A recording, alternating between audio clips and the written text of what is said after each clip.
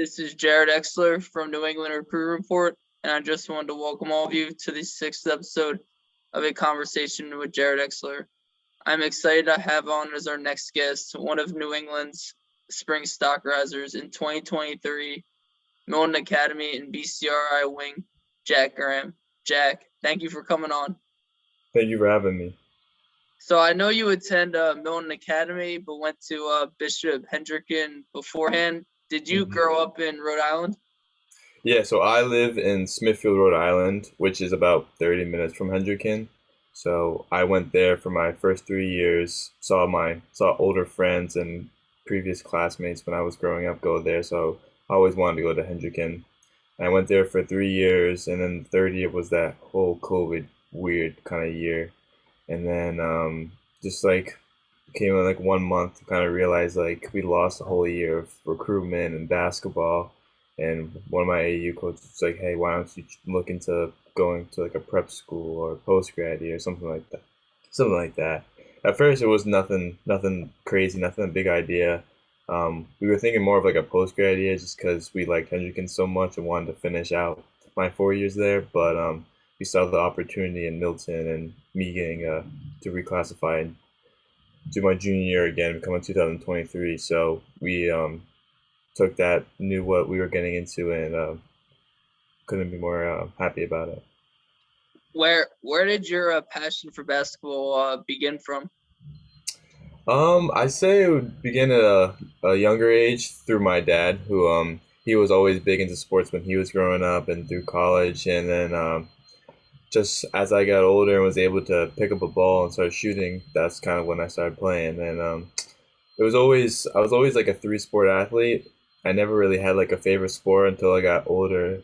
When I was like around, I would say like elementary, middle school, where I figured out like what I was best at, and basketball definitely stood out to me. So I just kept playing that and worked my butt off every day to get better. Did your dad play when he was a high school, college? Did he play at any of those levels?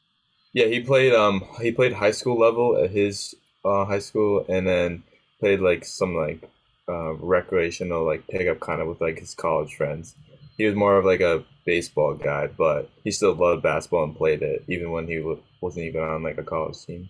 Gotcha. So when evaluating you, a number of things caught my eye. These include your ability to space the floor from deep, off the catch or move.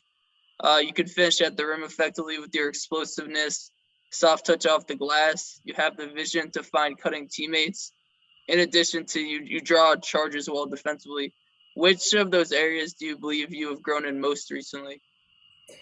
The most I think I've grown in have been the athleticism part and finishing at the rim, and also drawing charges. I take pride in both those because when I was younger, I was never really known as like a taller or athletic guy. I was just more of like a small point guard, shooting guard that can shoot the ball a lot. So as I got older in high school, my towards my second, third year at Hendricken, I kind of realized like my athleticism got much better. So I would keep working on that and draw myself attention at the rim, so it makes it harder for defenders to stop me. And then also with Hendricken and Milton, both are two great offensive teams, but also great defensive teams. And that is a standpoint for both schools. So I kind of took that upon myself to like help myself get better at defense. And I knew going to Milton, I would need to do that to get playing time. So I realized what better way to do that than draw charges, which not only gives you the ball but turns the ball over for the other team, and coaches love seeing that. So that's why I take pride in both those. For sure, that's really important because obviously you can really score the ball, but when your shot's off, you now have the ability to impact the game in other ways. So that's definitely very important. So you guys had a real successful season this past year, Milton, making it to the NEPSAC Class A semifinals. In addition to your high school team with BCRI, you guys recently won the NERR Super 16, in addition to making it to the finals of the Hoop Group New England Jam Fest. What factors do you attribute most to your team's successes? I'll say our team chemistry. With BCRI, some of the guys I played with from like middle school and even little bits of high school, and just that team chemistry. Like we always know where to go, we know the right play, and we just Yeah, I mean, it's just team chemistry. If we know how to play the game of basketball the right way, and that's how we win some of these big games where it's just like teams want to do an ISO ball or get up in your face and try to stop you, but we know how to play together, and that's the best part. With Milton, we do have great chemistry, even though we've only been together for a year, but we just know what's the right play, what's the right move, and with both teams, we have great coaches. They show us how to play. They give us tools to help us win and give us these advantages, and we take advantage of that. And that's what I give it to the success of championship with BCRI this spring and Milton's semifinal loss. That's certainly something that's very very true, and I noticed throughout the spring watching you guys with BCRI, and then finally getting to watch you guys with Milton live recently. Just the chemistry, the way you guys move the ball, play unselfish, don't take a lot of bad shots. That definitely is noticeable quickly and can help you guys against teams that, like you said, that want to play more ISO ball, don't Right. want to don't want to move the ball as much. So definitely that caught my eye. But you talk about the coaches. That leads into my next question. What is your favorite part about playing for Coach Reddix and Coach Van Rossum? How have they helped you grow as a player and young man? Um, I'll start with Coach Kyle. He's always been on me and liking me since I was little, and he's been in every step process that I've taken through my basketball career. I mean, before when I was younger, he was the reason why I went to a certain middle school because he was a coach and he always wanted to coach me, and he was the reason why I joined AAU, and then he helped me get into Hendricken and Milton. He's just always been there, and he's always been one of my favorite coaches to coach with. And then with Coach Reddix, he's like not only is he a great coach, but he's like a great mentor and a great friend almost.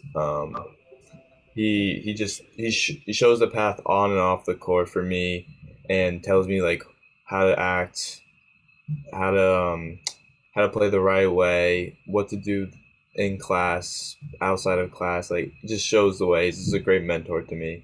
And then like I said with Coach Kyle, he's done so much for me. Like it's not I can't say enough for him and what he's done for me. And just the game of basketball is making it so much easier with him, and even easier with both of them now. For sure, for sure. So, as playing the NEPSAC for the first time against an elevated level of competition, how do you think that helped you move into the spring where you had a standout season on the zero gravity XL circuit? Yeah, that helped me a lot. It was definitely a big jump compared to Rhode Island and Bishop Hendrickens League to go into NEPSAC, which I knew what I was getting myself into. My coach had told me, "Hey, like this is going to be a big jump. Be ready. Don't take anything lightly." And I saw that from the first day when I met with some of my um, recruits and my teammates at Milton. The level of competition at practice elevated, and I knew what I was getting myself into. But yeah, it definitely helps me a lot. Helps me get stronger, faster, even increase my athleticism, and just really taught me like what I need to do off the court, outside of practice, outside of games, to get myself better, more prepared for these other games with shooting, playing defense, and just being a good teammate, especially. But yeah, it definitely made a huge jump, and I'm happy that I did. I reclassified instead of doing a post grad year because then that gave me that extra year of NEPSAC from last year that I can learn on, take notes from, take the goods and bads, and then bring it into my next year, my senior year. With how you played in your first year in the NEPSAC, did that bring you more confidence going into the spring AAU season of what you're capable of doing? Yeah, it definitely brought me more confidence. It just really showed me and my coaches like what I can do.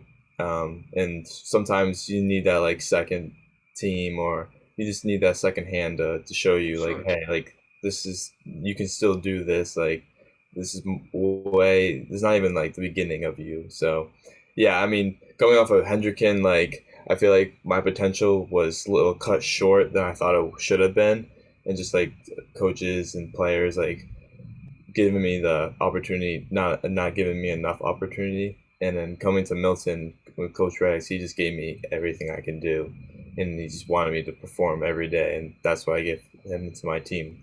And so just taking that extra step really made me realize like how good of a player I could be and how much I need to continue to work to get better.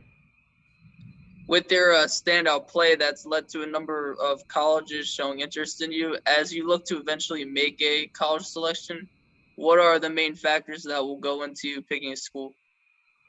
Yeah, I think the main factors will take to me picking a good school would be not only obviously the basketball program. I want to have a good relationship with the coaches, teammates, any staff that works with the basketball team, and also find the perfect school for me for my academics. As my parents always tell me, like you're a student athlete. Like if you don't have good grades, you can't play these sports. So I always take pride in my academics and my grades and trying to be the best student I can be, so then I can be the best athlete I can be.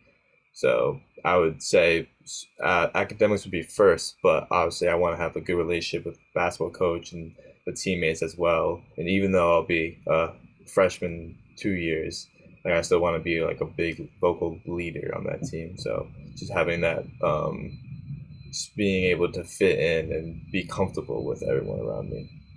Do you have like an academic major or program that you would like to go in college? As of now, I've been looking more into business. I'm not sure on which side of the topic of business I want to adventure in, but I've been looking at business, especially a lot, just because I've been thinking about that question a lot through when coaches ask me, and it's always been on my mind of what I want to do, but business has definitely been there. So has that been an interest of you from like a younger age or more recently? I think it's been an interest for me for a younger age. Just seeing my dad who does business and that's his job. I've always gone to his work and see what he does outside of just being at home. So it's always been an interest in me when I was younger, and I've always seen it growing up. So that's why I would say it's an interest. What would you say your dream job would be outside of being a professional basketball player? I don't know. That's a tough question. I guess it would just be my dream job. I don't really have a name to it, but it was something be like giving me the opportunity to not only be happy and love what I want to do, but also like make enough money so I can give back to my family and friends. So with you being so busy with trying to reach for your potential as a basketball player, in addition to the rigorous academic schedule you take in Milton, I imagine you don't have a lot of free time. But when you do, though, how do you like to spend it? My free time, I would say I either spend it with my friends in the dorm. Would just be hanging around maybe in a common space, just talking, maybe playing a card game, or be up in our rooms, just like listening to music, just having fun when we do have free time. Or if I'm on campus, I would say I try to get some of my other friends who live on campus who are playing on the basketball team, or anyone that likes to play basketball and try to get in the gym and play. Sometimes that can be tough and challenging with co- um, people the school locking up the gyms and Coach Rex maybe not available to open up courts.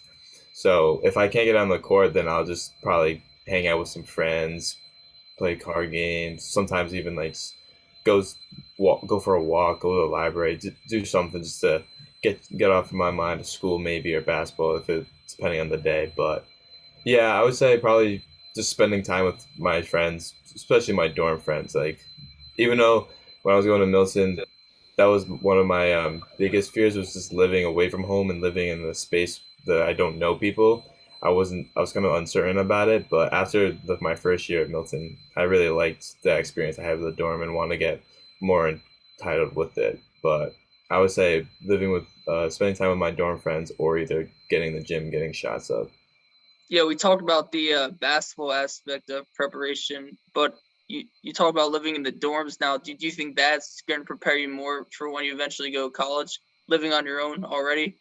Yeah, it definitely gives me a big step of advantage to other kids who may go to like, public schools or drive to school. It just shows you like how much time you do have as a dorm and a boarder. Like sometimes you can have plenty of time, so you have to finish your schoolwork and you have time to relax and do everything you want. But sometimes with in season games and practices, like your time might get limited because of your practice games and then your homework on top of that. So it definitely gives me an advantage, and it's always been something like I want that was with Hendricken. Like we realized that Hendricken was one of the best schools in Rhode Island, so we wanted to give myself a better advantage for college, and then Milton has just increased that as well. So it definitely helps me in my aspect of college and process of that. For sure. Yeah. So I'm gonna ask you a couple outside the box type questions that'll help our audience get to know you a little better. So say we finish this interview and you step outside and find a lottery ticket that ends up you winning $10 million. What would you do with that money? It's a lot of money. Um, I would say I would say I would first want to renovate kind of behind my house and add a basketball court. That's always been something on my mind. As I had one of my friends in Smithfield had that in his backyard. I've always wanted that, and to get like a nice hoops and just like nice court. I would say that would probably be first on my mind. Another thing would probably be to probably I think I'd buy my sister a car. She's doing her driving test right now, and hopefully she'll pass it. And I would like to get her a new car and not just some hand-me-down car from our grandparents. So I'd do that, and then I guess I would save the rest, just not only for myself but for my family, and they can use it as they please. As like even though it might have been my money that I found, like it's my parents who would probably take care of it and keep it in the right spot so I don't lose that money. But yeah, I guess I would do those couple of things and then keep the rest for overtime if I need to use it in some way or need some money to help myself. But another thing that I just remembered that I would probably use it on would be for the Shot for Life Association that I'm performing in later in August, which is a cancer run foundation where we just shoot for a couple hours. Um, I mean, you want to raise about $1,000 per player, but I mean, it's amazing if people can raise more than that. So if I had the opportunity, I would definitely put a lot of money into that as well. Sure. Your sister's appreciative of you bringing her up and you want to look out for her. Did you have like a pretty close relationship with her? I definitely will say going to Milton definitely increased that relationship. I mean, I've always had a great relationship with my sister, and going to Milton, like leaving for 8 months of the year and not being around them for most of the day, kind of like made her realize. It made me realize as well, like how much I do miss my family and we need each other. So that appreciation and just like level of increase our relationship together and made us stronger in communication and just when we see each other, like recognizing each other. Does she play basketball at all? Not anymore. She used to play basketball her freshman year, but she's really big into soccer and lacrosse. Gotcha. So if you were shipwrecked on desert island, but all your human needs such as food and water were taken care of, what two items would you want to have with you? Whew. Um, hmm. I guess the two items I would want would probably be I guess I would say like a basketball, but I mean, I don't know if I'd be able to make a hoop on the island. So I would say if that counts as an item, I guess a basketball hoop, because then that'll just like take away some time that I can like focus and kind of forget some things. And basketball is, even though it's a sport I love, like it takes my mind off a lot of things, makes me focus on something else, and it's a sport I love to play every day. Gotcha. That's a definite true basketball player answer. A hoop and a ball. But so what was the you talked about in the $10 million answer, but with the like getting a car for your sister. But what was the actual last gift that you got for someone? Um, the last gift I got for someone was for I think it was for my mom on Mother's Day. Um, I kind of been like I said, I was away from school for so long, and luckily that was the same weekend where we made it to the championship game in the hoop group Jam Fest. So I wanted to give one of the my gifts to her was to win that and be a champion for her, but unfortunately we just came short by I think 3 points. but she still was very proud of me, which was definitely a happy moment. But also just giving a gift to my mom and just like because she deserves everything, and I can't give her everything that she deserves to have for being the best mom I've ever had. But yeah, I would say my mom on Mother's Day was probably my last gift. That's definitely a good gift. You guys definitely battle expressions tough in that hoop group Yeah, final. But I'm sure she was for sure proud of you guys. yeah. So last question: what is something someone would not guess about Jack Graham? Um, I guess something someone wouldn't guess about me is that I'm really big into trading cards. I kind of caught that obsession towards I say my sophomore year, um, with one of my dad's closest friends. He ended up moving to I think Florida, and he lived kind of nearby us. And when he was younger, he was really big into trading cards. So one day he ended up giving them to us, and there's these old trading cards from football, baseball, hockey, basketball, so on.